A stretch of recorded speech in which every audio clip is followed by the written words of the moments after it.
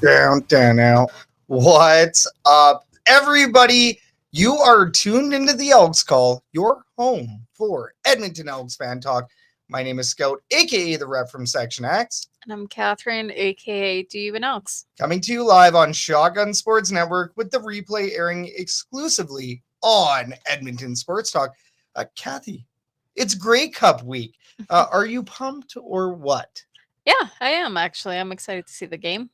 It's always fun, Yeah, even if getting a little bit of FOMO that we're not there, but at the same time, like it's okay. see It's okay, but it's because you're watching everybody else have fun, and then you're exactly. like, oh, I'm here at home, And you kind of know what it's like, right? Like now, finally, you get to yeah, experience Grey Cup FOMO for yeah, once as yeah, just a somebody little bit. that's not involved with it, right? And I'm not even sure if it's even so much about the Grey Cup, but it's just that everybody's having fun together, And and I we want to know be I so want to many be people. part of that kind of thing, right? So now I get why we know a couple of people that only go for the Grey Cup festivities, but don't even go to the game itself.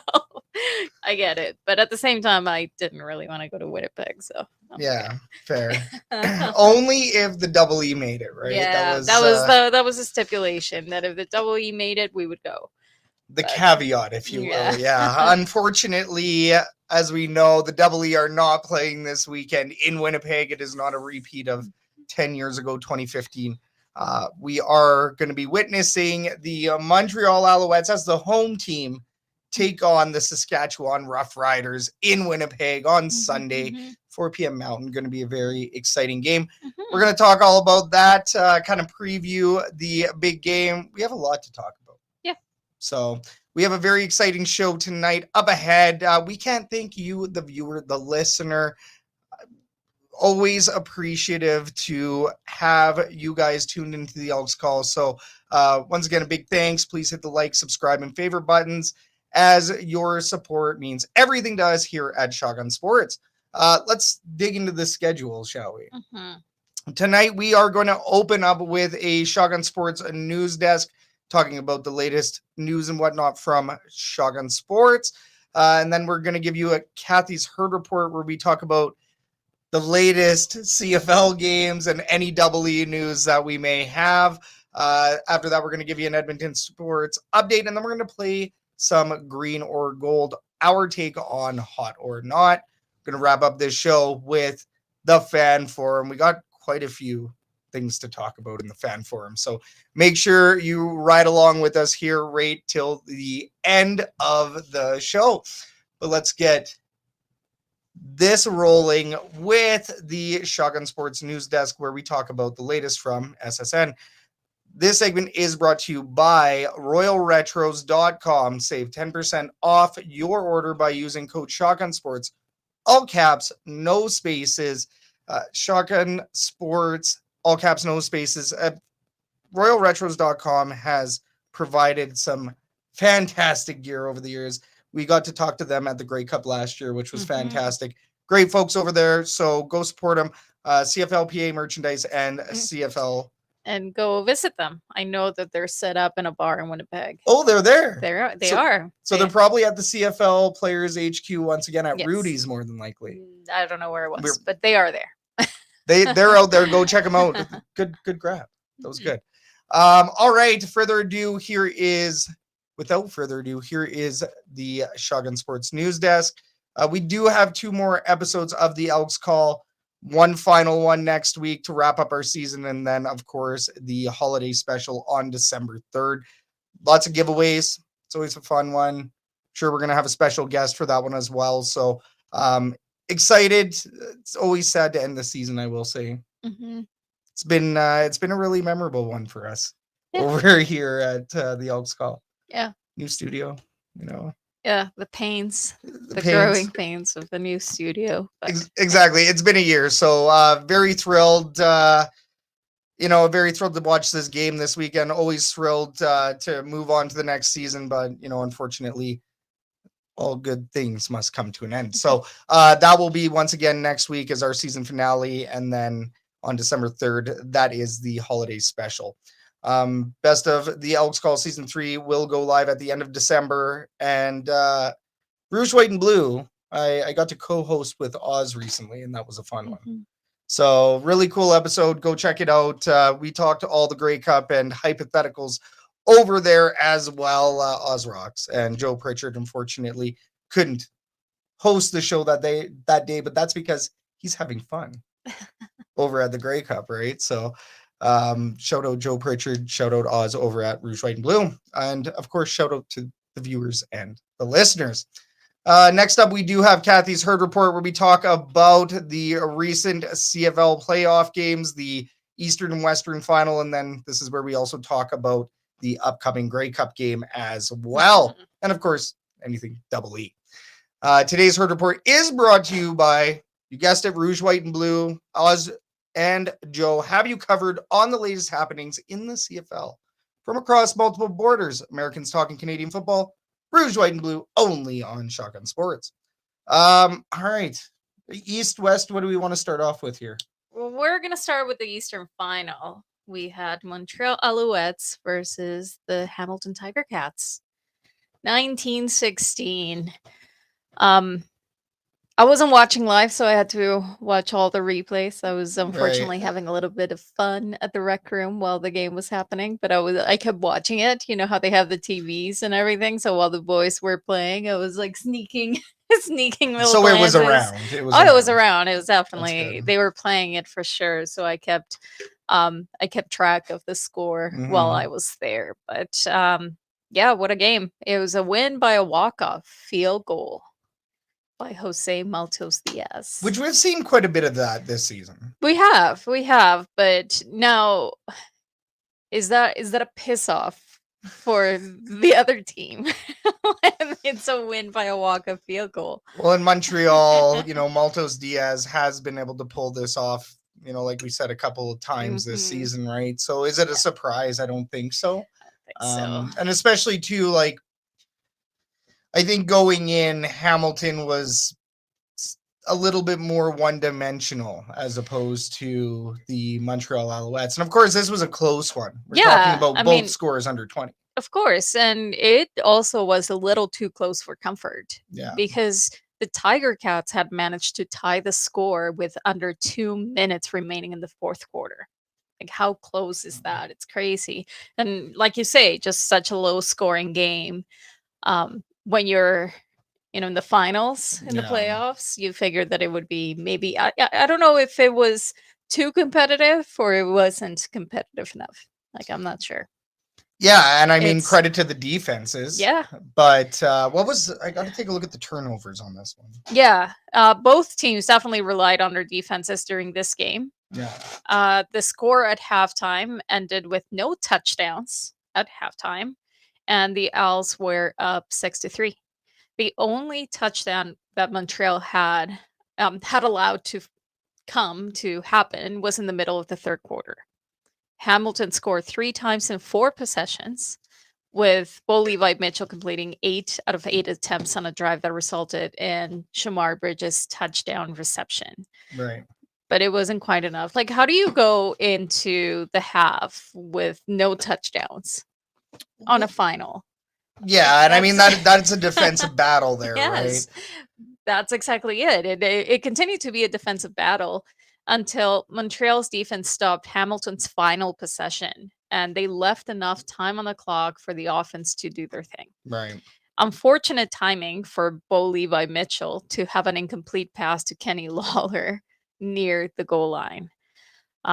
Davis Alexander, he found Rambo on a 2nd and 6 to move the chains and to avoid the team going to an out on that final drive. And 2 plays later, Alexander for Rambo again for 19 yards and then put the team in Maltos Diaz field goal range. So it really, truly did come down to the very last play of the game. Well, and I mean, even if you take a look at the team stats on CFL.ca, it's always great because it gives you a really good visual of what's happened in this game. And for the most part, Hamilton kind of had the upper hand, especially in the passing yards department. If you take a look at that, 210 passing yards for Davis Alexander as opposed to 269. Exactly. Yeah. For Bo Levi. Bo Levi did have one interception, Mhm. but Davis Alexander also had one interception. 0 So, fumbles by either team as yeah. well. yeah, it's Davis Alexander did have a rushing touchdown, 64 critical yards. But the other thing is that he also did look like he suffered a hamstring injury. Well, he was clutching his leg, I believe, by the Yeah. end of the game, right? So that's going to be interesting. I personally haven't looked deeper into it, so I'm not sure what the extent of that injury was, but is he going into this last game injured?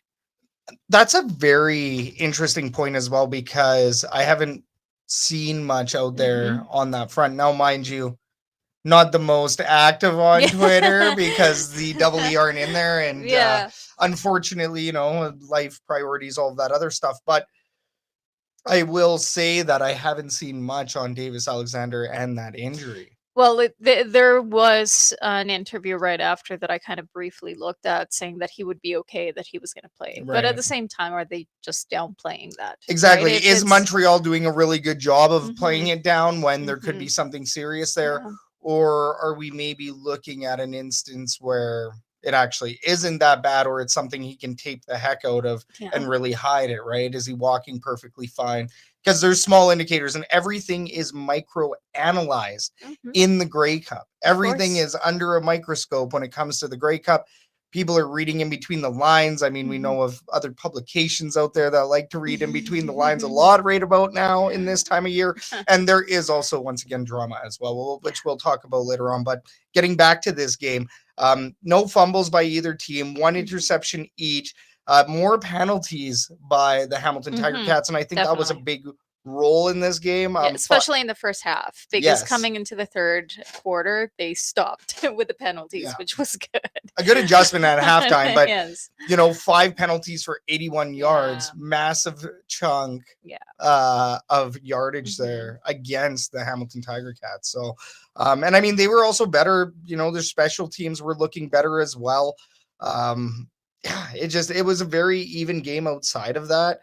Hamilton had the upper hand in the slightest way, and Montreal walked away with it. And, going back to even who we were talking about for players to watch, Stevie Scott. Mhm. He didn't do too bad in this game. He wasn't necessarily the rushing leader. That was actually Davis Yeah. Alexander, Yeah. 7 attempts. He really was. 7 attempts and 64 yards. Yeah, So that's he's fantastic. But Stevie Scott also did carry the ball 9 times for 48 yards. So played a role. But I mean, Davis Alexander literally put the team on his back there, or maybe figuratively. He really did. He's a very exciting quarterback to watch, actually. Like he reminds me a little bit of Trey Ford, and I keep making that distinction that he is what Trey Ford could have been if the development had been proper. Right. Right. If they had taken the right steps to develop Trey Ford, he could be on even field with Davis Alexander. Like their style of play, it reminds me a lot of the others. So it's just a tough comparison because Davis Alexander definitely isn't rushing first, but, no, but at the same time, he can. yes. At the same time, who's to say that, maybe for Trey Ford, that's just the play that he ended up going for because that's what he felt most comfortable with the O-line that he was given. Yeah. Right. So, and based on natural instinct as of well. course, right? of course. But no, it's just that explosiveness to Davis Alexander that sometimes I see, and his ability to go and make that rush yeah, it's exciting. Well, and I believe somebody on the TSN panel, I want to say it was maybe Milt Stiegel or Davis Sanchez, but gave him the title of warrior, handing that title over, which is tough to achieve. But the guy does run when he needs to. He throws when he needs to. He's a model quarterback in the CFL. Yeah. Yeah. So hopefully the injury is not that bad. But if we do see an offset, I think it may be because of that. Right. So we'll see. We'll see. But yeah, let's move on to the Western Final, the BC Lions versus Saskatchewan Roughriders. I also didn't watch this one because I fell asleep. I took a little nap. You did. I took a little nap.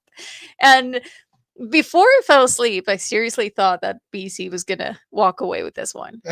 And then I woke up and I was like, what the hell just happened in this game? It was a very surprising finish because I woke up like just by like the last drive of the game and I was like, what the hell is happening right now? What is going on? So, surprisingly, surprising finish to the game on my end, not what I was Yeah. expecting. Very close too. Yep. By 3 points. Saskatchewan's Tommy Neal scored the winning touchdown with 11 seconds left in the fourth quarter, catching a 3-yard touchdown pass from Trevor Harris. It was a 7-play, 76-yard drive that took just 52 seconds. Like crazy. Yeah. Crazy. But seriously, who leaves that up to chance? Right? We know. Yeah, why would you even give enough time for a play like that to happen? But right? with this game, there was a lot that happened. And I mean, we'll go through front to back on it real quick. But Corey Mace gambled and made a gamble that a lot of teams have failed with in the past. You know, even Jason Moss, we've seen it here in Edmonton. We've seen these calls made to go for a field goal instead of a touchdown, to not gamble for it on third down and scenarios like that. Corey Mace made the right calls going right down to, like you said, 11 seconds. Yeah, it's crazy. And it truly, at the end of the day, it felt like BC just mismanaged the clock and it cost them their ticket to the Grey Cup. That's what it felt like. It's interesting because BC did indeed shoot themselves in the foot. I mean, if you do take a look at the team stats once again, Saskatchewan does win a lot, but a lot of the critical ones BC had.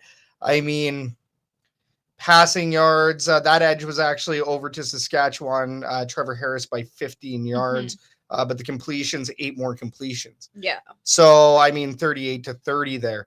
If you take a look at second down conversion rate, once again, like that one went to Saskatchewan as well. So yeah, sorry, because I'm looking at the phone from this side. The lines are actually more so towards more so for Saskatchewan. So Saskatchewan, in a way, yes, they did indeed dominate certain departments, but I mean, they also were the only team to fumble. They fumbled the ball once. Saskatchewan also had more penalties, 5 penalties for 45 yards. But that didn't seem to really slow them down. I felt like it was a lot of back and forth in this game. And once again, I fell asleep. So it was based on the highlights that I watched. Right. Well, it was very back and forth. And even then, like the scoring, they didn't start actually putting points in the board until a little bit later too. It took a little while. Saskatchewan's Jesse Mirko opened the scoring with a 63-yard punt single with 3 minutes and 40 seconds left in the first quarter. And that's one of those things that when you're talking about the finals, you expect something a little bit more that is going to be sure back and forth, but 1 point in the first quarter, it's long live the Rouge. Okay, Canada's favorite point. I keep saying it, might as well enjoy it until it's gone because it's going to be gone here right away. The Lions got on the board when Nathan Rourke ran for a 4-yard touchdown at 10 minutes and 51 seconds on the second quarter. Saskatchewan concluded the first half scoring with a 22-yard field goal by Brett Lothar on the final play of the second quarter. And like you say, at the halftime, the Rough Riders had as many punts as first downs. Yeah. That's 6. It really goes to show that, in a way, it left a lot to be desired. Like, it was slow. Yeah, but in a way, we also have to recognize as well that this was more of a defensive battle, especially in the first half. For both of these games, they were very defensive in that first half. Yep.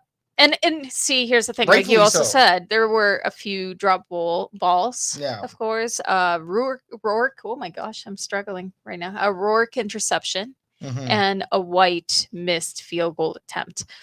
And we've said it before, but it really is those 5 or 6 plays in a game that can make a difference. Right? Yeah, and I mean, in this game, yes, there were a few of those, but one of the biggest pieces of glue or one of the biggest cogs for the Saskatchewan Roughriders was AJ Ouellette. Mm-hmm. I mean, yes, and he had some crazy stats at the end. I think I do have them over here. 113 yards Yeah, on 17 100. carries. Yep. So AJ Ouellette, especially in that second half, because you're looking for your running back to run that clock, right? Keep the pressure off of the quarterback in that sense, and maybe even off the wide receivers. Try to open things up a little bit for your wide receivers. The running game is very, very critical to all football. Yeah. And AJ Ouellette got the assignment. Yeah, he sure did. But it wasn't until the very last bit of the game. He did become the first Rough Rider to rush for 100 plus yards in a playoff game since 2017.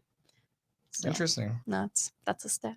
Good for him. But it wasn't until the very last 30 minutes of the game that things started to really pick up, liven up. Maybe it became a back and forth affair of both quarterbacks failing to move the chains, forcing punts. Even after Rourke's second touchdown run of the game, and then a Saskatchewan field goal, BC tied the game at the 1 minute and 53 seconds mark of the fourth quarter. Like, once again, like, just coming to the very last. But that's so much time left on the clock. So right? much time. There's so much time to be run down in that scenario, and under 2 minutes. Under 2 minutes. Well, and that's just it. Even Trevor Harris said it, and I quote, he said, "This is a CFL. That's plenty of time." Yeah. Like, they meticulously moved the ball down the field, got it done with 1 minute and 3 seconds left on the clock. So I mean, that's all it took. It came down to those last plays when you're still leaving enough time in the clock for crazy. What is it that I said that he threw that he ended up with? It was a 76-yard drive in 52 seconds. Right? Like, what are you expecting? Yeah. Trevor Harris did finish with 26 completions and 38 attempts, 305 yards, 2 touchdowns, and no interceptions. Clean slate. Rourke, on the other hand, he completed 20 out of 30, 290 yards, 1 touchdown, and he did have 1 key interception in the game. So now, looking at these stats of what Trevor Harris brought, and now we have Davis Alexander. Well, that's what's coming up. The next game, the big game, Grape Cup on Sunday, November 16th at 4 p.m. Montreal Alouettes versus the Saskatchewan Roughriders. Huge game. Based on what you saw in these two games, what do you think is going to happen? Yeah, I mean, that is a good question. It's going to be a good game. It's going to be a defensive battle for the first half. If both of these teams had low-scoring first halves, I would bet, and like most Grey Cup games, they always start slow. Double E 10 years ago was a terrible first half, but they came back and won in the second half. I think that this is going to be a defensive battle, and it will start to blow up in the second half. It's tough because any team can win it. Yeah. I have a good feeling that the Saskatchewan Roughriders will win it, but I'm also not really betting against the Montreal Alouettes. What was it, 2 years ago? 2023, right? Cody Fajardo. Cody Fajardo against Winnipeg. Winnipeg was the favorite. Montreal, system in place. So am I going to bet against Jason Moss, Danny Machocha, Davis Alexander, Stevie Scott, the system that they have over there, which is a functional championship system, against the Saskatchewan Roughriders, who are in their second year under Corey May, second or third year, I believe second. I could be wrong, but they're went through a retool, I guess. They're got Trevor Harris under pivot, veteran. Trevor Harris seems to have a hard time in the championship games. Well, here we go. I haven't seen that, but at the same time, I've witnessed it. But at the same time, I do think that Trevor Harris is hot right now. He's coming in hot. He had a really. I wanted you to clarify. Why are you out here calling Trevor Harris hot? No. I know we don't break this barrier very often on this show. No, just kidding. That's not what I meant. He is not. He's got a big forehead. Anyways. That's not what I meant. Talking a 5-head over here. I meant that he is warm. No, he is. He's hot. On fire. He's on fire. There you go. Thank you. He's on fire. He's been. I mean, this game that they just went through, it was a good game for him. It was a good game for Trevor Harris. He was composed and he did what needed to get done with minutes left on the clock. Yeah. Right. I mean, to be if I was to think about our quarterbacks, even Cody Fajardo, and being put in that situation. And we've seen it before all this season. No. If there was a minute left on the clock, do you really expect a 70-yard play that will bring it to the other end and for scoring, right? Like it's one of those that right now what Trevor Harris has shown is that he can close the game. But can he close the Grey Cup? And we have seen him struggle in this game before. I mean, 2018, we were really, really hoping that Trevor Harris would actually finish off the Calgary Stampeders at Commonwealth Stadium. And what did he do? He let us down here in Double Eland. So, I mean, you know, it is a bit interesting. I do think that that's something to be considered. Yeah, I mean, I was correct in my last picks, picks last week. And I said that Montreal and Saskatchewan were going to be going to the Grey Cup. I was correct. You had BC going in instead of... Even when I fell asleep, I was like, yeah, BC's got it. Yeah. And then I woke up and they did not. So... Yeah. So how about we make our picks right now? Catherine, who do you have winning the Grey Cup 2025? I'm not sure. Her chat, let us know. What are your picks for Grey Cup, or what is your pick for Grey Cup? Who is bringing home Earl Grey's Cup? Lord Stanley, Earl Grey. Right. So Earl Grey's Cup, who's bringing it home? Yeah, I don't know. Like, you know, if you had asked me for the end of the game for Montreal, I would have said Montreal, but I'm really worried about the Davis Alexander hamstring thing that we saw. It might be a very minor injury and it will never have an effect, but you truly never know. Right. And the other thing is that, like you say, well, what I have seen, I just think that Trevor Harris is on fire, and then you're also bringing in the AJ Ouellette. Right. So it's hard to say. I want Montreal to win it. I want them to win it. But I may be forced to agree that Saskatchewan might win it. So Catherine is going to go Saskatchewan. I'm going Montreal because I will not bet against Jason Moss, who has already won a Grey Cup championship, knows what it takes. Now Saskatchewan would be going for their 5th Grey Cup overall. Tough sledding. Yeah. Montreal's, I don't have the stat up. I don't know exactly how many they have. I want to say that Montreal may be 3rd in the Grey Cup standings. I could be wrong. Yeah, it's hard to say. I just think that AJ Ouellette is definitely a cog. And if you're going into a game like this really confident, it could really turn the game around. So I want Montreal to win, though. I'll be happy if Montreal wins. No, that makes sense. Also, John Kirby here in the herd chat does say Montreal because I don't like the damn Saskatchewan Roughriders. They do have the wrong shade of green. And they have the wrong shade of green, which I like that. Yes. I'm just looking up the amount of Grey Cups that Montreal has. It's all in French. This is crazy. Their Wikipedia. Their Wikipedia is in French.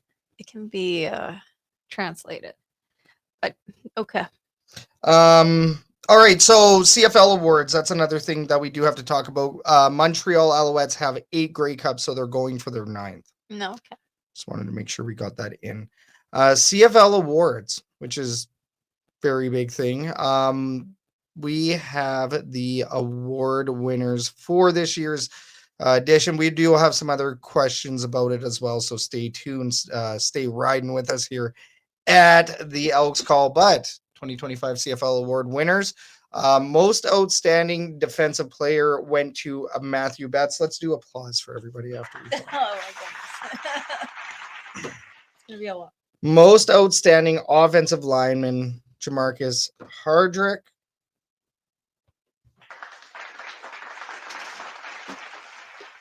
Tom Pate Memorial Award is Andrew Pearson. Most outstanding special teams and most outstanding rookie went to Trey Bevel. That is of the Winnipeg Blue Bombers as well. Logan Furland, Jake Godwar Veterans Award.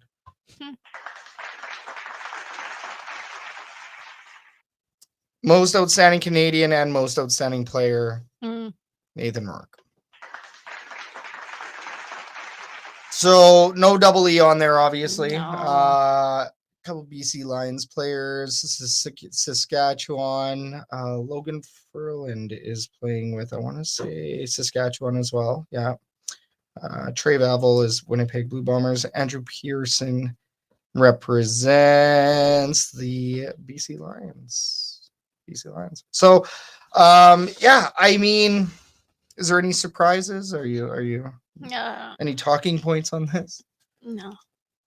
We have a talking point in the fan forum, or actually in Green or Gold. That is our one question is surrounding that. My only talking point is that I don't know all the Canadian players in the CFL. There. For me to try to figure out if Nathan Rourke was truly deserving of that one. But gotta pay attention a little bit closer next year, Catherine. Yeah. I pay attention to the double E, okay? Yeah, that's fair. I like that. Yeah, I mean the CFL awards, it's always a special time of year, right? So pretty cool. Now, Winnipeg is hosting the Grey Cup this year, as we all know. We do have a throwback picture from the first Grey Cup game in Winnipeg. If you are watching the show, there it is.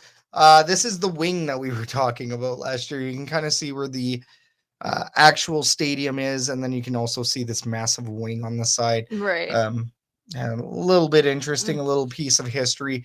Winnipeg is used to expanding their stadium for the Grey Cup. Didn't quite do it this year. No. They're staying at that 35,000. Interesting. Mark, 32 to 35,000 mark. So yeah, I mean, pretty cool. I don't think I'd want to be up in the wing there back in the day for the that looks like it would be windy.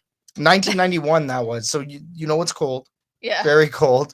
Yeah. They don't have global warming. Well, they didn't have global warming to the extent that we have right now. And so it was cold.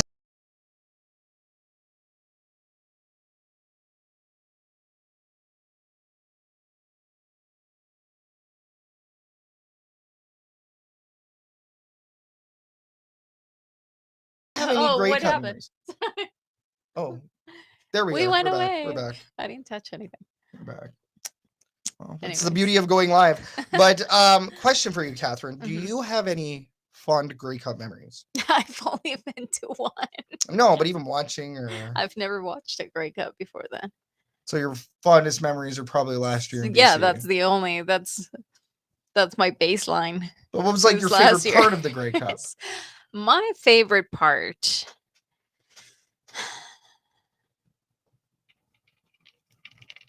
I would say perhaps just that, I mean, for the festivities, it was the first night, for sure. And I mean, the game itself, that was fun. The game was really fun. I enjoyed the game. It felt like a really interesting quarter to quarter, didn't it? Like quarter to quarter, it felt like a bit more of an event. Yeah. We saw ourselves on the Jumbotron. Yeah. Save That was on Foods you. ad? That was us. Yeah. No, You were it was there. you. Your face is everywhere. But You were there. yeah, no, it was a really fun game. Yeah. Yeah.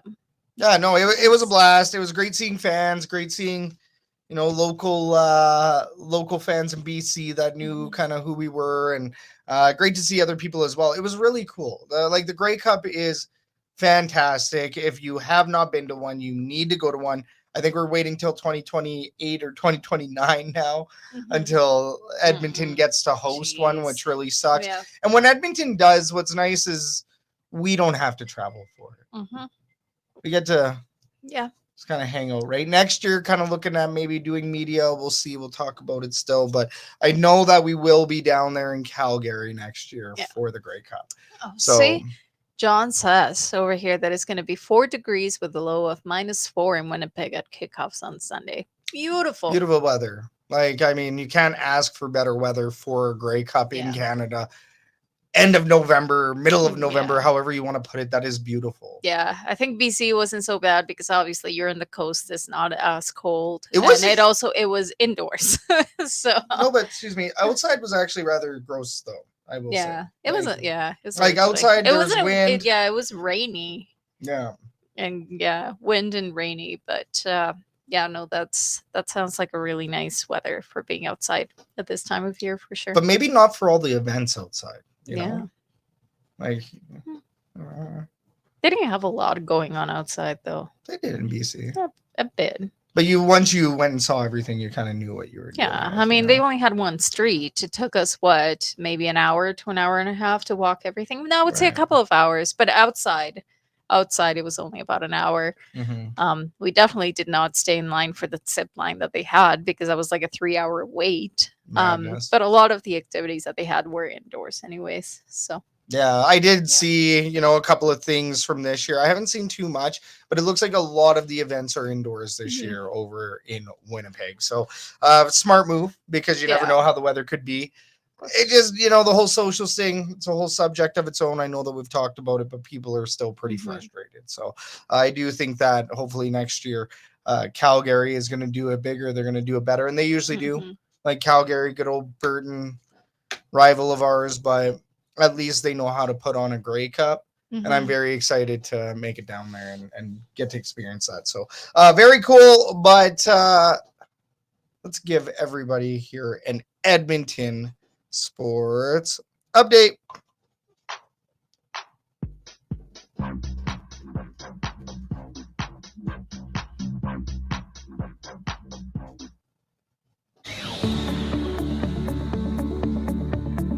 Grey Cup weekend is upon us. The Saskatchewan Roughriders are the away team at Winnipeg's Princess Auto Stadium this Sunday, while the Alouettes swoop in as the home team. Catch all the action on TSN this Sunday at 4 p.m. Mountain to find out who wins the 2025 Grey Cup Championship. The 15-4-1-1 Edmonton Oil Kings have had a dominant start to their season, defeating the Kamloops Blazers 6-3 on Tuesday as they travel through the BC mountains on a road trip. They'll continue their campaign on Friday in Victoria against the Royals at Save On Foods Memorial Arena. Puck drop is at 8:05 p.m. Mountain. Your 8-7-4 Edmonton Oilers are battling the Columbus Blue Jackets tonight on the road. 8-7-4 as they were defeated tonight by the Columbus Blue Jackets 5-4. Fortunate. They'll visit the Carolina Hurricanes on Saturday night. Puck drop is at 5 p.m. Mountain. National Lacrosse League will return to YEG for one night only on January 16th as the Georgia Swarm will host the Calgary Roughnecks at Rogers Place for an honorary Battle of Alberta. Grab your tickets on Ticketmaster.com. And don't forget that Love Pro Wrestling has events every month with their next main event at the Freemasons Hall, downtown Edmonton, on Saturday, November 22nd, with tickets as low as $10. for sky-high talent. You don't want to miss out on Love Pro Wrestling. We're the Elks Herd.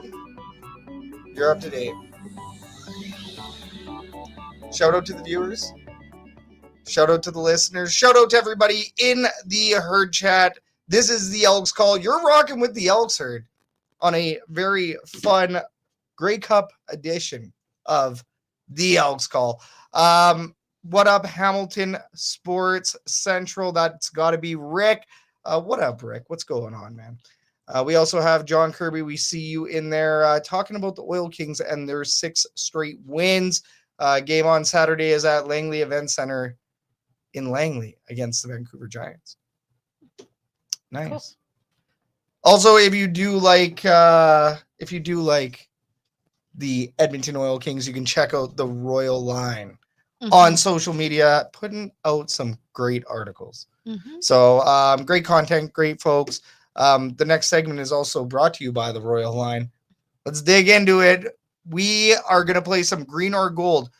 Our take on Hot or Not. Green or Gold is brought to you by the Oil Kings Fan Hub, which is the Royal Line. Cody and Len bring you their fan-sided coverage from outside of the rink.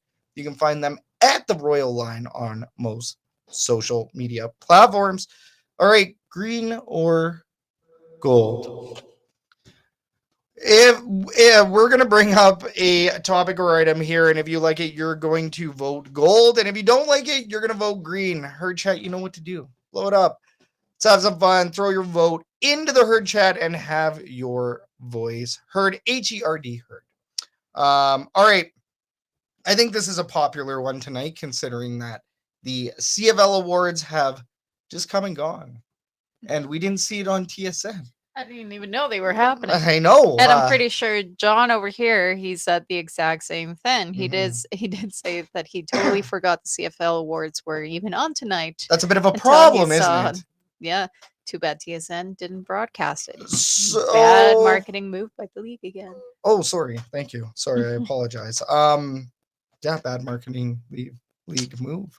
All right, so let's ask the question straight up then. Green or gold? Let us know what your vote is here. Topic is CFL awards as an in-person event, not televised. Is it green or is it gold? Yeah, I'm gonna say green. Saying green? Yeah.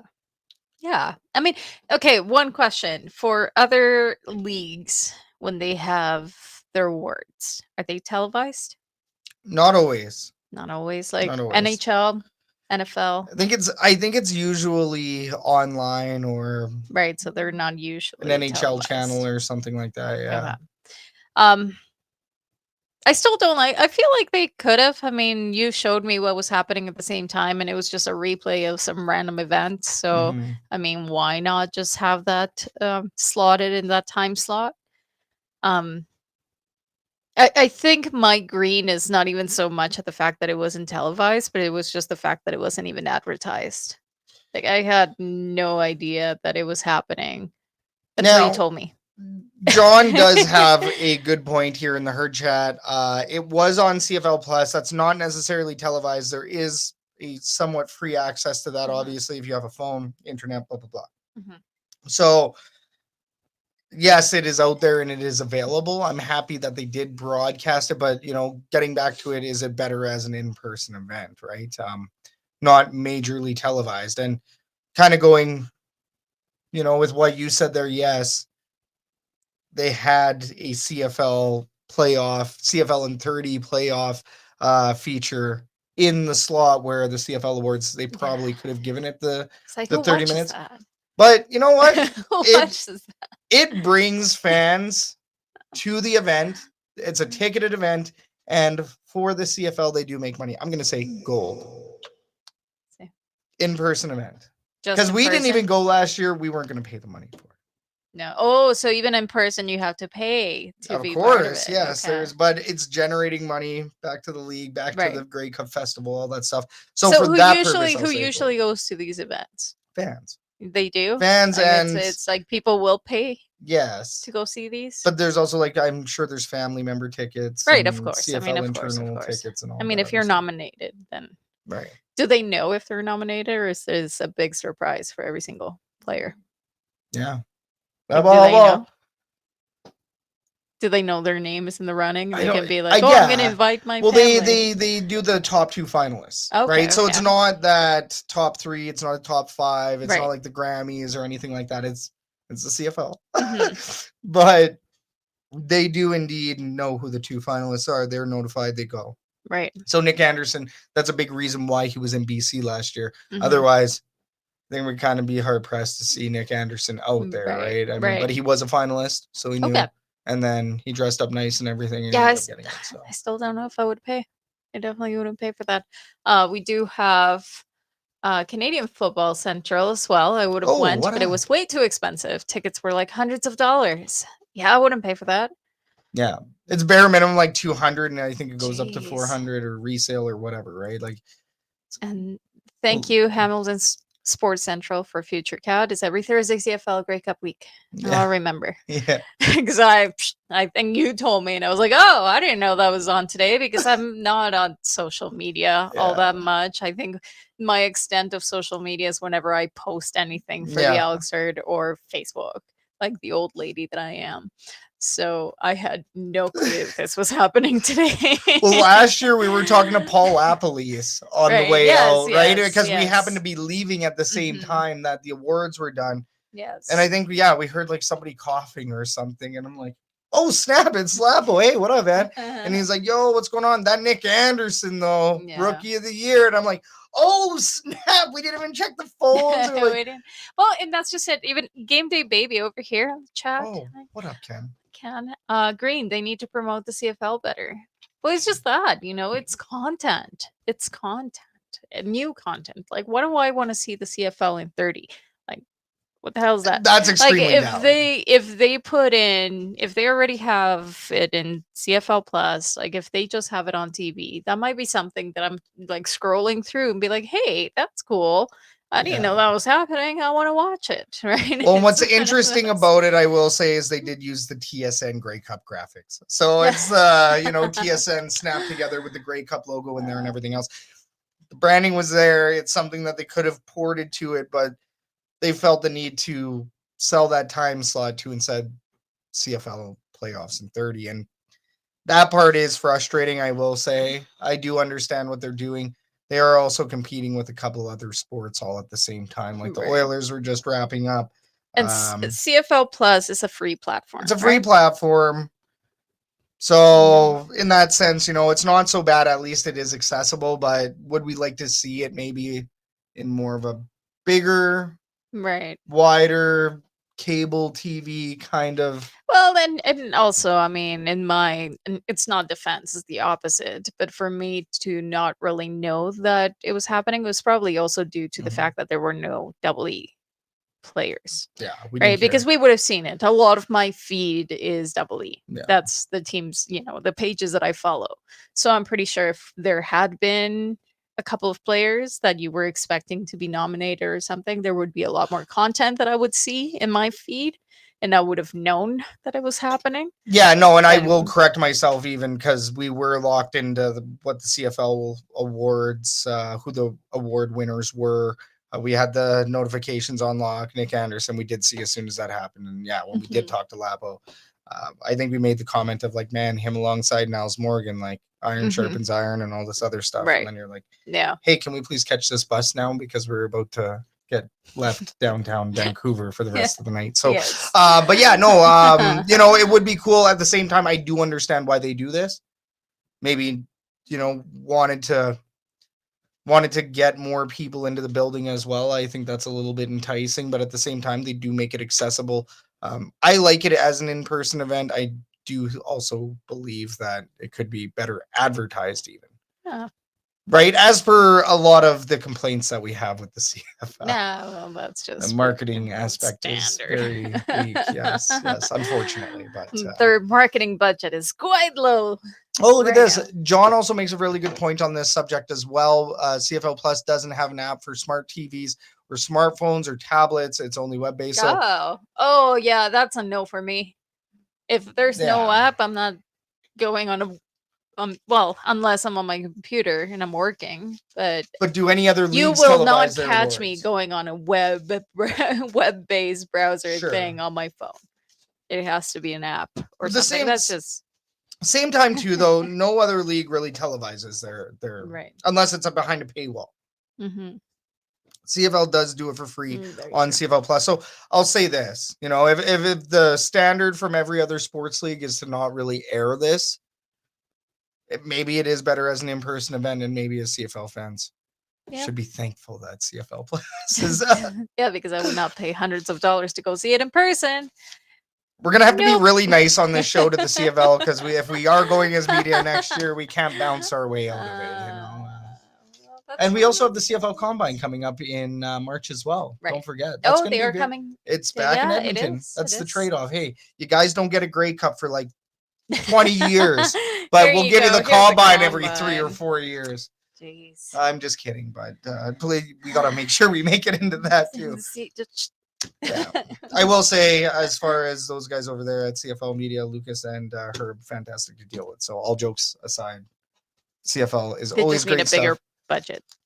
They well, hey man, CFL needs to be marketed better. Yeah. How about we just talk about it? How about we just talk about what we really want to talk about here? Because I think we're kind of creeping into that. Anyways, it is the final segment of the show, the fan forum, the fan favorite. It is the fan forum, brought to you by the Argos Fancast. Join Clay, Will, and Sir Doug as they give you the latest from Argos land right here on Shotgun Sports Network. Also, watching the Grey Cup from home this year. In this segment, we are going to talk about the hottest topics surrounding the Edmonton Elks and the CFL as a whole. Heard chat for the last time tonight. Blow it up. Get your comments and questions onto the show. And new for the season, we will be taking in your questions as well. Bring them up, but we want you guys to blow up the herd chat. So once again, for the last time tonight, let's do it. Let's open it up. This is the fan forum. Question number 1, just something I just recently talked about on CTV. The Angus Reid Institution polled 2,000 CFL fans about the recent rule changes, the recently announced rule changes, with 2/3 of hardcore fans not favoring the 2026 and 2027 CFL rule changes. More than 50% of CFL fans felt the same, casual CFL fans, felt the same way. So, hardcores obviously were not fans at all. But even casuals, over 50% of casuals didn't like the rule changes as well. So does this poll send a clear message to the CFL? Do we need to see a bigger sample size here? Or, do you think this is accurate?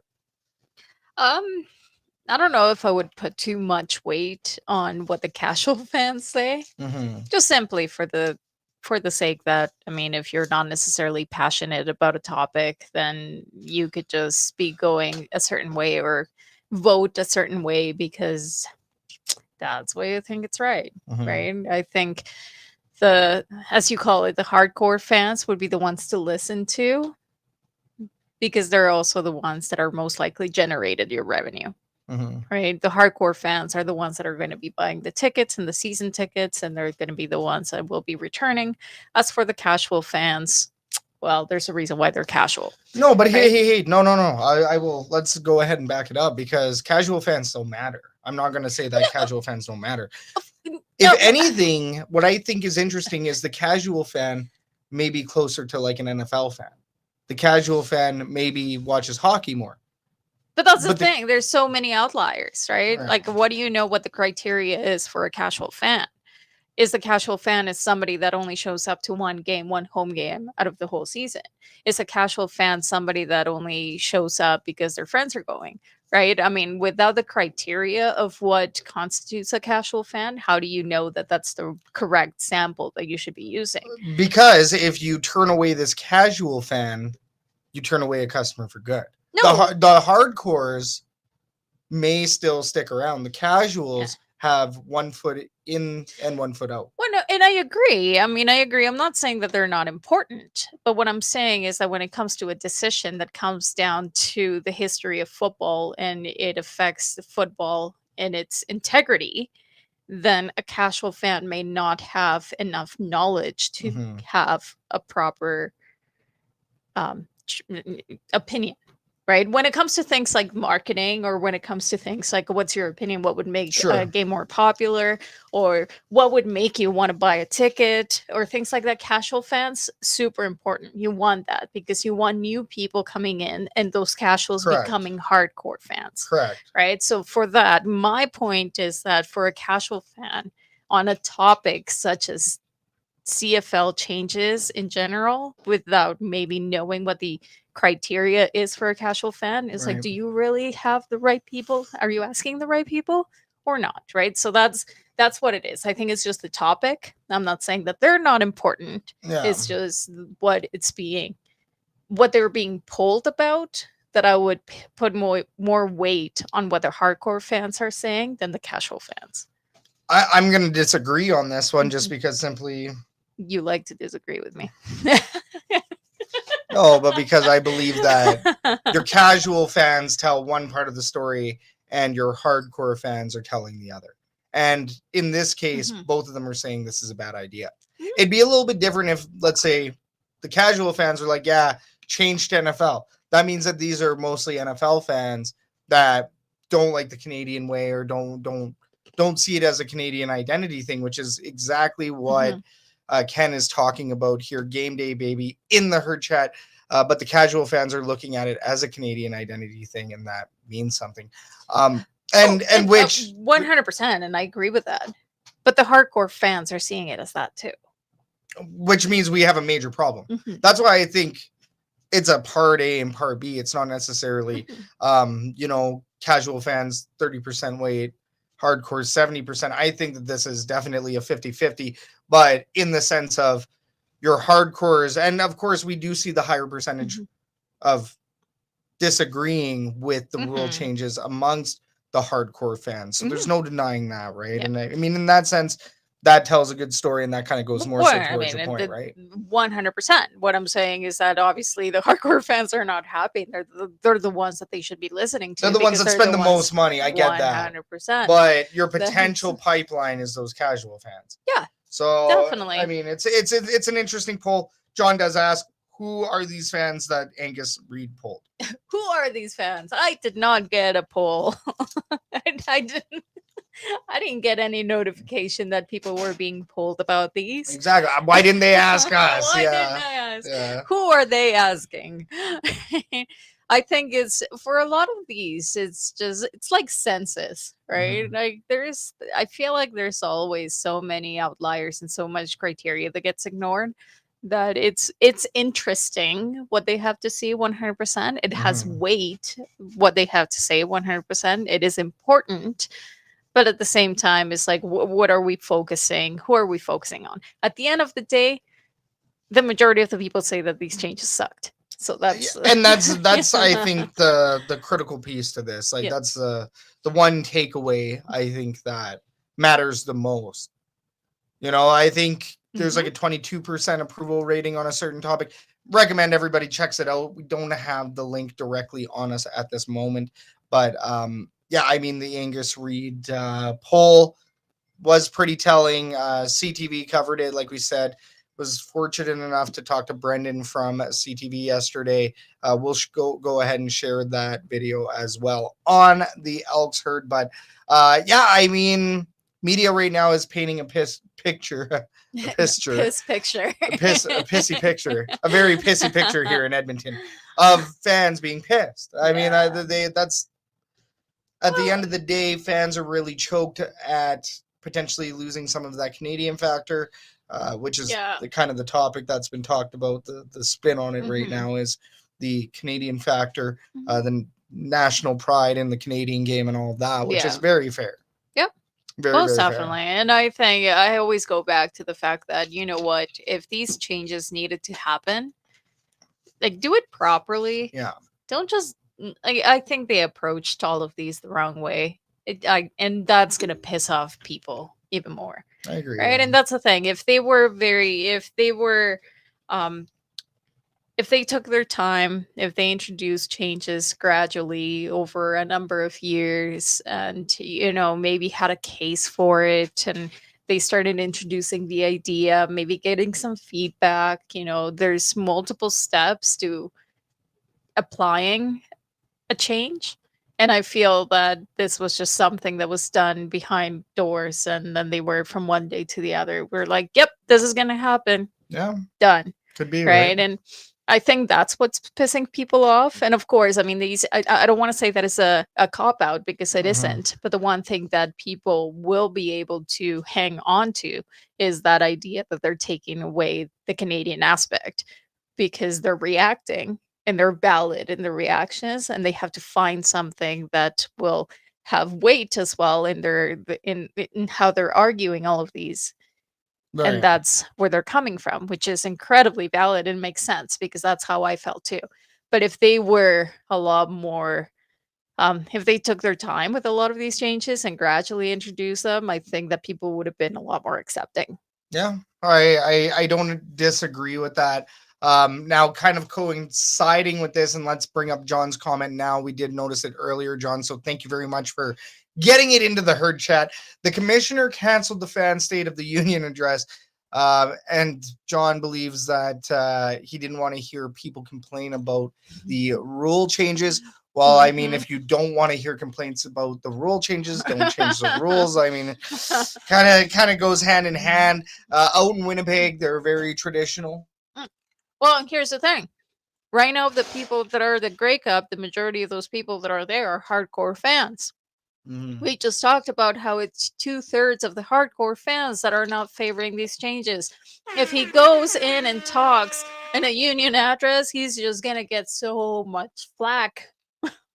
Like, Kathy's spitting fire. well, it's probably a good thing that he didn't show up. I mean, we Yeah. all could see it from a mile away what would have happened if he did. Yeah, I mean, I think that he was heading head first Mm-hmm. into the flames Mhm. there, the blue flames. So, yeah, I mean, interesting one, right? Yeah. We'll see. We'll see how it pans out. I mean, a lot of these changes can be reversed if they see that there's a very, I mean, the number one indicator that this was a stupid idea is the revenue coming in next year based on a lot of these changes. If they see massive drip in, purchases and tickets and season tickets and whatever, then that's going to force them to sit back and be like, what happened? What do we do? Do we need to Yeah. change it back? Right. So, Well, yeah, and that's what a lot of people have said, right? Or Mhm. surrounding the rule changes, which they understand that this is going to be earth shattering for the CFL game, but the changes can be reverted. You Mhm. can bring it back to the traditional turf. You can bring it back to the traditional dimensions. You can put the field goal posts back to the front of the end zone. They can revert a lot of these changes if they want to, right? So Yeah. I know we've talked a lot about it on the show. We will move right along, but how about we talk about something a little bit more light? Mhm. And we do have. How about before we do that, let's bring up something very important, which Yes. is the CFL fans fight cancer QR code.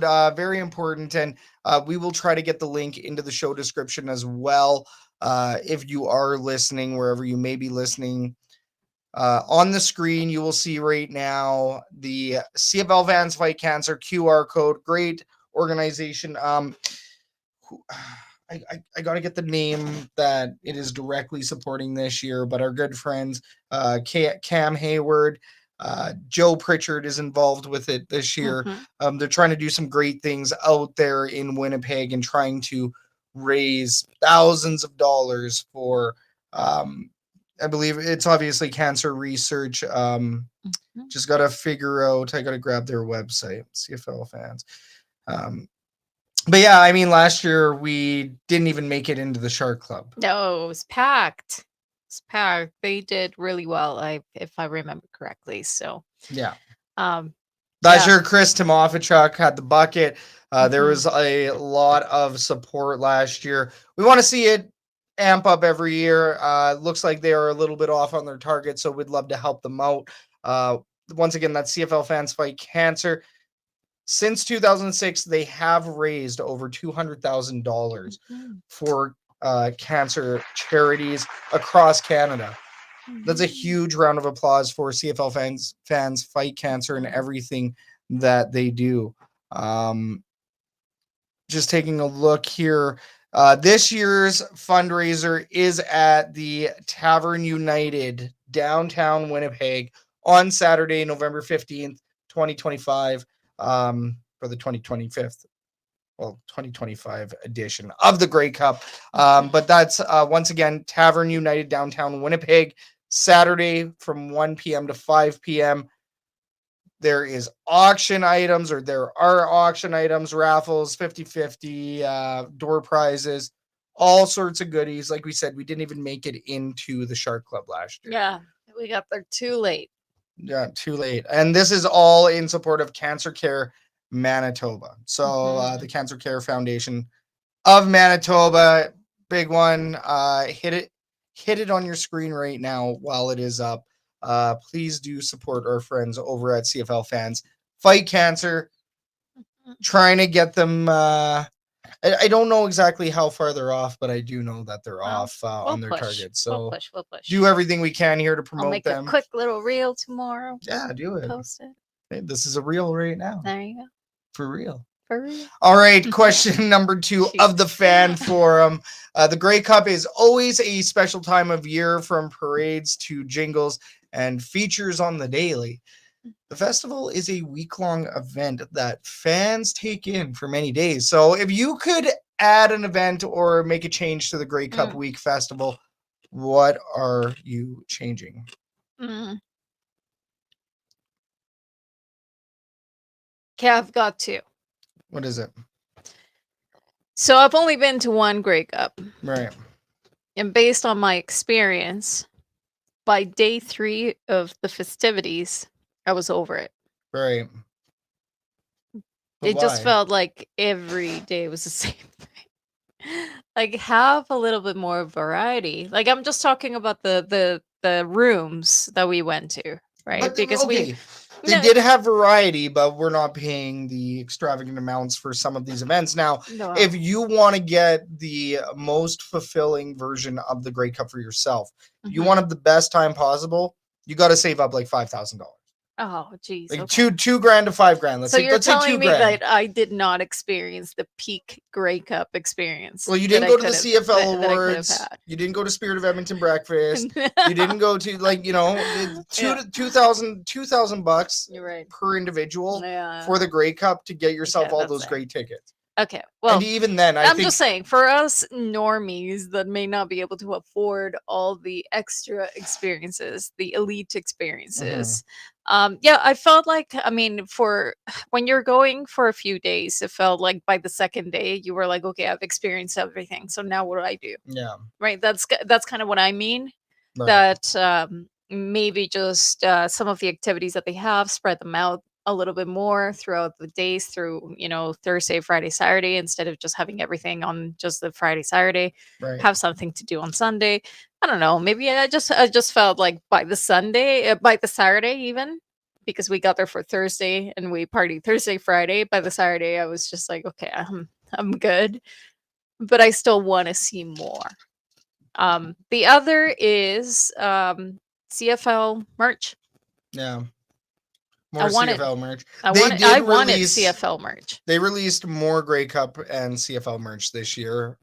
Okay, but I don't want Grey Cup merch because my team is not in it. No, but I mean, it's a hat with the Grey Cup on it. Like, they did do more neutral based articles.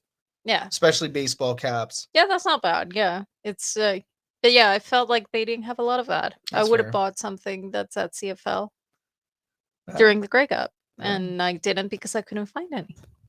Very fair. Very fair. John does say here in the herd chat, add some wrestling to the Grey Cup Festival, or do some Legends of the CFL autograph signings and panels. And you know what? I think that is one of the bigger things that could draw more attention and more value really to the Grey Cup Festival, because we saw quite a few CFL players. I think we only got one autograph each, and it was from Nick Anderson. Oh yeah, and that was just because he was nice enough to do Say it. hi, yeah. Mhm. Like even then he said hi. So Yeah.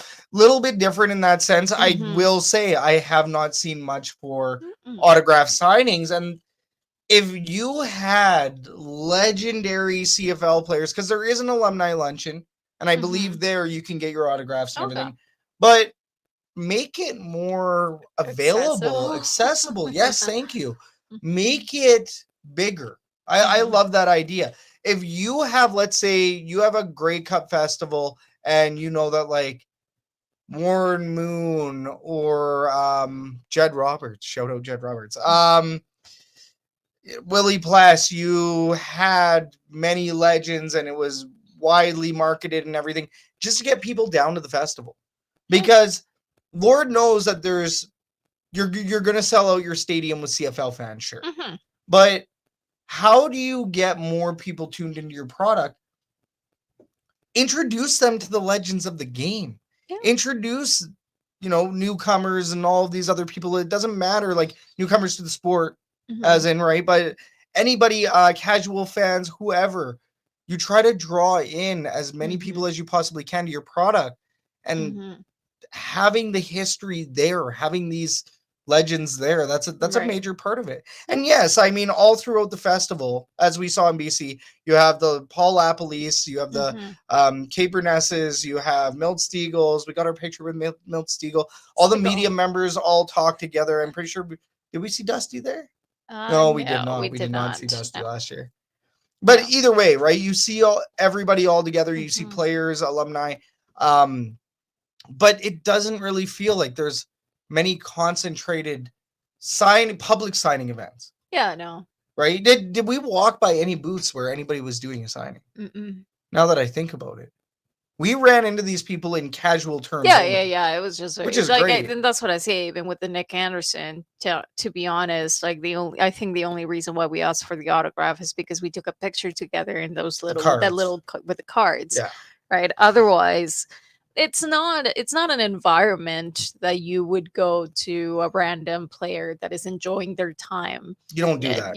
And ask for an autograph. You just don't. No. Right? You don't. No. It's not something that we would do. It's not something that should be done. They're enjoying their time. Don't interrupt it. Unless it's certain circumstances that allow you to do that, as we found. But that's about it. Yeah. We didn't even ask Luchez Purifoy for his autograph. No, we took a picture for sure, but no autograph for sure. No, I wouldn't.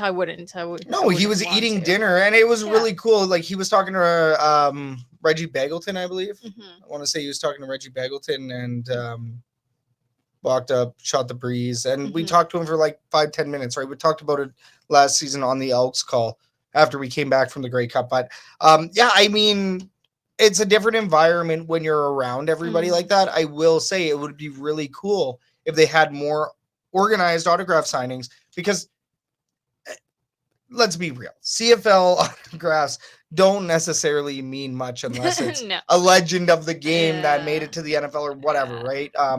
Any legend in general, any legend of the CFL in general. But we saw that with the autograph event that Double E had. That it was just a massive, just gong show. Oh, the 75th. Yes, because obviously everybody's gonna want these autographs, obviously, and they weren't really taking into consideration the fact that there would be lineups all the way to the other end of the stadium, right? Like, around the stadium. But I mean, something like that would definitely draw in crowds for sure. And we do have a comment here from Matt. Oh, what up, Matt Soms? Yes, Grey Cup events often come with a paywall. Casual don't want to drop the money to partake in something they are not committed to. And that's 100%. What I'm seeing, right? And even, you know what, and even on that with the autographs, if you have like the big names, if somebody was to drop money, is like, I know for a fact, if Mike Riley had an autograph session and we all drank, and if it was like $100. Sorry, I'm used to it. If it was $100 for an autograph, you would pay for it because I've got enough of them. well, I around don't here, know, like to meet him and all of that. I'm pretty sure you but would. I've met him. I've seen you spend more money on worse things. So no, but you can for $100. I got yes. a Boba Fett helmet signed by Tamir Yes. Morrison, which is. But that's what I mean, right? There's certain experiences that people would be willing to yes. pay if they had some big names. Correct. But then if you also have some big names and you make it an accessible event for everybody that is just casually walking, they're like, oh, well, who's this guy? I want to learn more. 100%, right? Like I feel like there's a really good balance about things that people will pay for that is worth it, and people that shouldn't pay for but will increase just engagement and just Sure, yeah. what's the word that people will see more of it. Yeah, people are, they see the value in Awareness. it. And with, like, let's say the CFL awards, which John Kirby did correct us here, NFL awards are on Sportsnet and NFL awards are on TSN. NHL awards are over on Sportsnet. So thank you for correcting us there, John. Always got to acknowledge that stuff. Sometimes I suck at stats, but getting back to the paywall, sure, an awards event or an awards gala, yes, you would pay for that. I think, in my opinion, you pay for that. If you want to splurge on that at the Grey Cup Festival, like when the Grey Cup's here, probably going to go to a lot of events, but why? Because we don't have to spend $1,000 traveling. No, so that makes complete sense. You can afford it at that point where you don't have to spend on the tickets and the hotel. Oh yeah, Spirit of Edmonton be slammed, like that's going to sell right away. We know what comes with an Edmonton Grey Cup, which is why it's surprising we have to wait till like 2028, 2029. But getting back to this one, how nice would it be to once again see those not just sponsored free activations?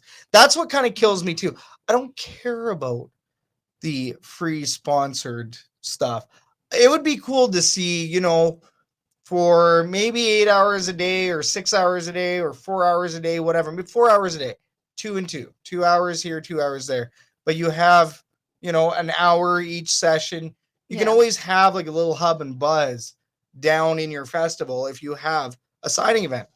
Yeah. Right. And you have players switch in, switch out, whether it be players from all over the league. Like, I don't know. I don't know what the CFLPA or the CFL would have to do to pay these players to show up and do all of this. I don't know if you can negotiate it in contract. I don't know. I don't know how you make that work. I don't know where the perk comes from. Maybe $1,000 bonus if you do this Grey Cup activation. I don't know. I think that there's like ways to potentially do it, right? But the reality is that I do think that Matt is right in his statement of a paywall hitting CFL fans. Oh, 100%. I think that that's very disappointing because as we saw that that's true.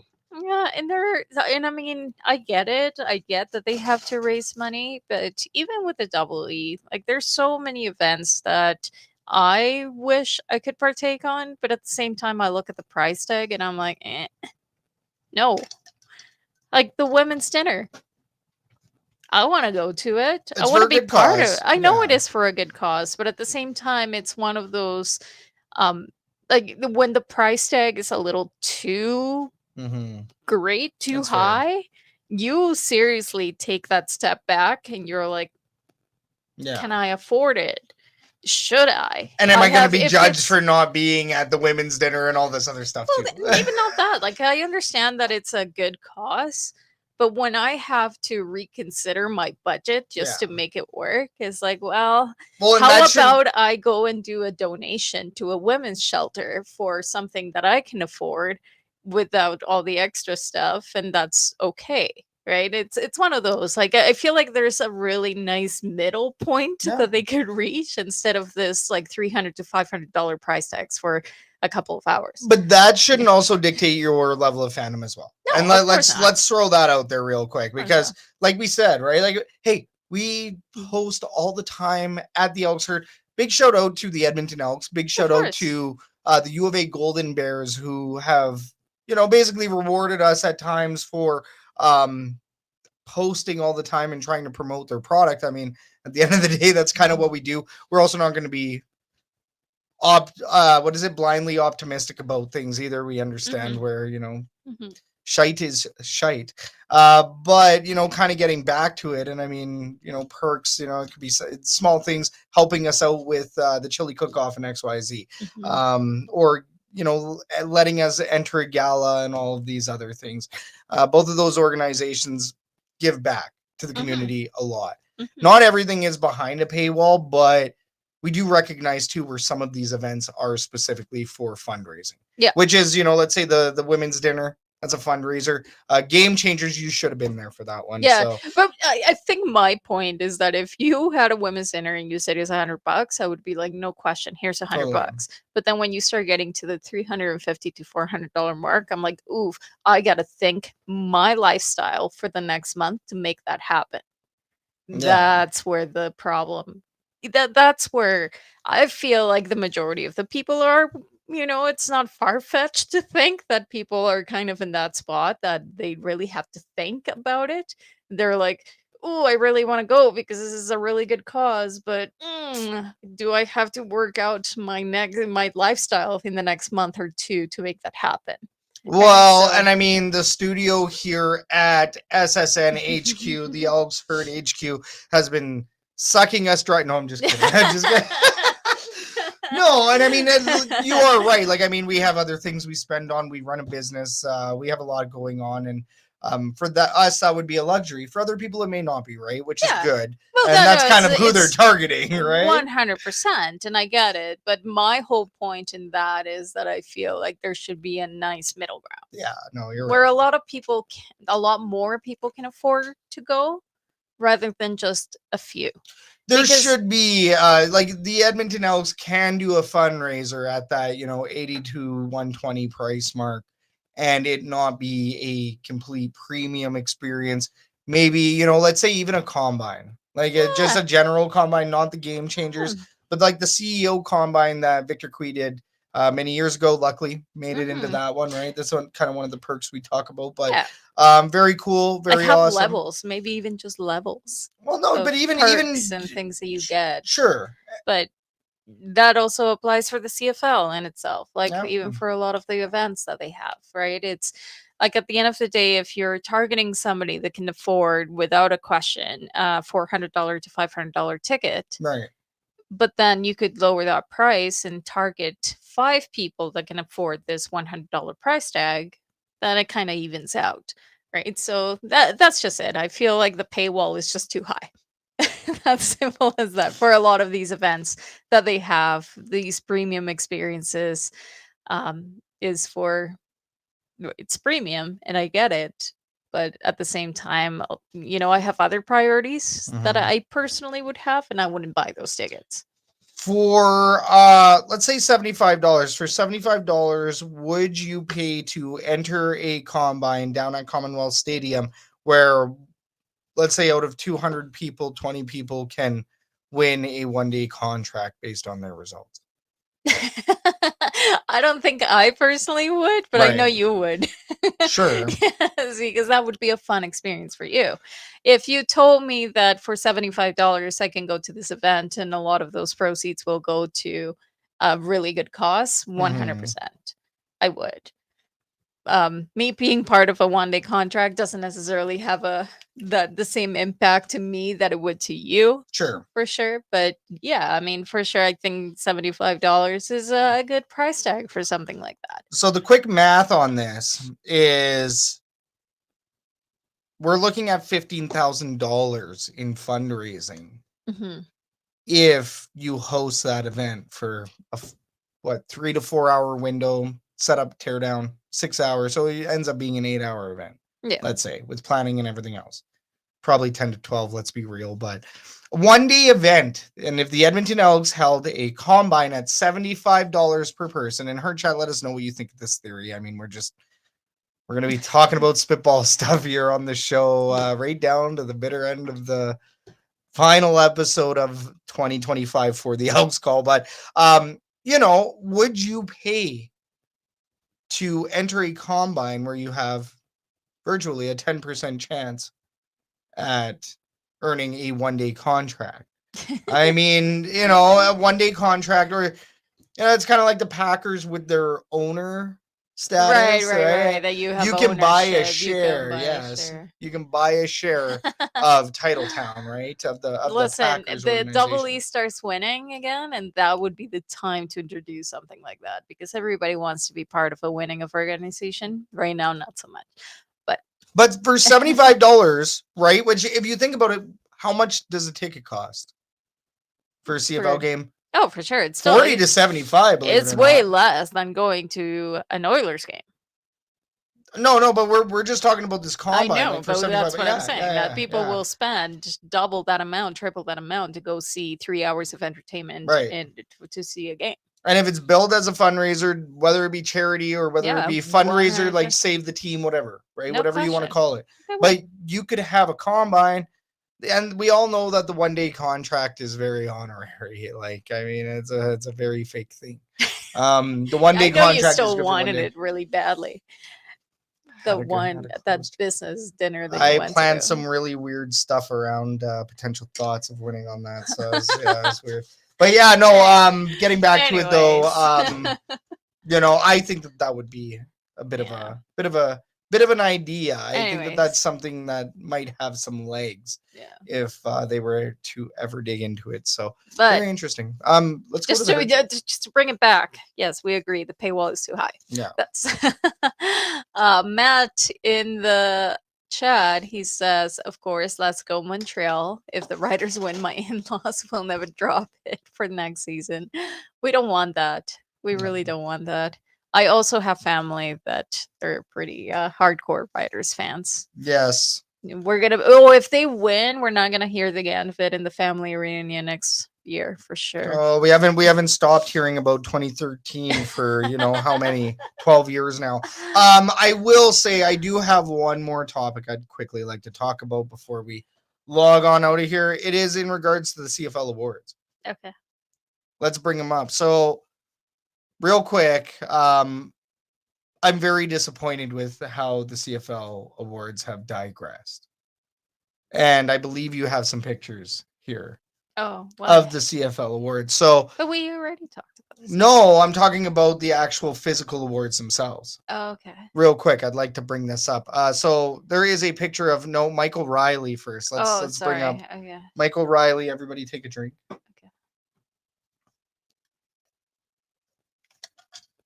Now, these were awesome awards back in 2018. We're not talking about long ago. Okay. Look at how big that thing is. Okay.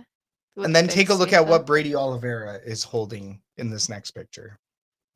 What is this? It's a little football. What happened to the CFL awards? And that's what they're giving away once again. I think they're more silver this year, but what happened? What happened to our beloved? Look at even the massive logos in the background, still great. Like, but back to Michael Riley. Let's see this again. Take a drink again, everybody. Manhandling this thing with two massive Michael Riley hands. Oh, this is a bad one. With two massive Michael Riley hands. And then maybe this is why he didn't respond to the media request. No, he's avoiding you now. I think so. And then let's take a look. Man hands. Love this man. And then look at this. Brady Oliveira holding up to Dinky. Yes, thank you, Matt. Looks like turd on a stick. That's the herd chat. Matt Sobs in the herd chat. Looks like turd on a stick. And you know what? I'm going to agree. What is going on here? What has the CFL done? Why is the football black? Well, yeah. I mean, and this is last year's awards. We do understand this was last year's awards. This year? I hope. No, they're like that, but silver. I think a little more clear, a little more silver. So, what the heck happened, Kathy? What do you think about the quote unquote new CFL award? They went from Michael Riley, like you see him, they see him with that thing, like, yeah, I won most outstanding player. Yep, my team sucked and I still did it. I like the idea of a football instead of that giant CFL logo. Like that one is also a little ugly. But just in general, the aesthetic of the new one is really ugly too. Terrible. And like, what if they just completed the CFL logo? Because it is a football already, right? So the Yeah. CFL logo is a football, but what if they just like put the ends on it? Well, You know? no, make it a little smaller too. It was really big. It's like right up in your face. I And like it I though. get it. I mean, a lot of the awards that you see, they're supposed to be looking classy, a little dainty, whatever. The That's CFL, like dinky. the CFL logo, like right in your face, it's not classy. Like it's not classy. That one that But you give me saw, CFL to not the face. I'll classy take though. it. But the ones that they have now, it's like they try to make it classier and failed miserably at it. This made it like miniature, right? Here's your little baby award. Like, what's going on It's like here? the little mini footballs that you get at the Grey Cup that everybody gives away. Yes, So the everybody gives those tiny little Chevy. minis. Chevy Yes, is a all big of them. sponsor with those. It's one of those, but painted black. Oh, see, we can make a couple of those. Oh no! And we can just paint them Oh black. no! And we Do I can go make as our Brady own. Oliveira next Oh year? my gosh. No, you're not No. dark enough. Oh. Anyway. All right, we're gonna go ahead and close the fan forum. That's a great time to close it off. Great episode tonight. Yeah. Previewing that Grey Cup. Kathy believes that Saskatchewan is I- gonna take the win. I don't want them to, but Don't I want them think- to, but you think they will. So Mhm. you said it. It's out there. It is on the internet. it's funny Here and we are. Here we are. So Kathy believes that Saskatchewan's going to win. I believe that Montreal is going to get the win. Go Jason Moss. Go the Montreal Alouettes. I know that the Montreal Alouettes are our rival for the Grey Cup. So yeah, it's I don't necessarily want to cheer for Montreal, but do I want to cheer for Saskatchewan? No, Tough one, but I mean, you are cheering for Saskatchewan. I'm not cheering for them. I don't know. No, there's a difference. I am cheering for Montreal, but I am Betting being on. realistic and well, not even. I don't know. But yes, I'm betting on Saskatchewan. Yeah. So and my heart is with Montreal, my brain is with Saskatchewan. well, and I'll even say like Hurdy's final thought here. We do have quite a few Saskatchewan Roughriders fans in our realm. Shout out Marsha Jackson. Shout out Ryder Charm, Prairie Scott. Shout out Jenny Annie. Shout out the Nervous families. Jace is going hard apparently about it. My uncle Jerry. Shout out Jerry. Shout out the Schraders out in Saskatchewan. Shout out Catherine Schrader. Okay. Shout out Catherine Schrader, who is indeed a Rough Riders fan. We're talking about Oh, my grandma. your grandma. Okay. Yes, correct. She is. The my OG grandma Catherine, is. yes. My grandma really is. Yeah. Lieutenant Eric. Shout out Lieutenant Eric. He's going to be watching in his basement this weekend. So, yeah, big shout out to Riders fans. Big shout out to Montreal Alouettes fans as well. We do know a couple of them out there. So, shout out to Flight Deck, who's recently on an episode of Argos Fancast with Piffle's podcast. There you go. Yeah, that's like that's a Mega Powers. We know way too many. Okay. Yeah, I know. What's Well, going on? Mega Powers episode on Power. the Argos Fancast. I mean, Mega crazy. So yeah, once again, everybody, fan forum is officially closed. This episode has reached the end. A big shout out to everybody in the herd chat tonight. We see you. We know that other sports are on tonight. So anytime you spend your time with us, it's always appreciated. And If I know you're we're- at the Grey Cup, have fun have a blast at the on Grey our Cup. behalf. I'm sure they're partying right now. I That's why they're know. not. Oh no, they're not tuned watching in. right now. They are definitely not watching. Ginger right Argo, everybody. Like everybody. Matthew Owanick is there from Edmonton Oh. Sports Talk, and Kayla from the Turf District. Everybody's having a blast. We wish we were as well. And if you are out there, shout out you, especially if you're listening in Winnipeg. Hey, if you are listening in Winnipeg, let us know. We will send you a prize.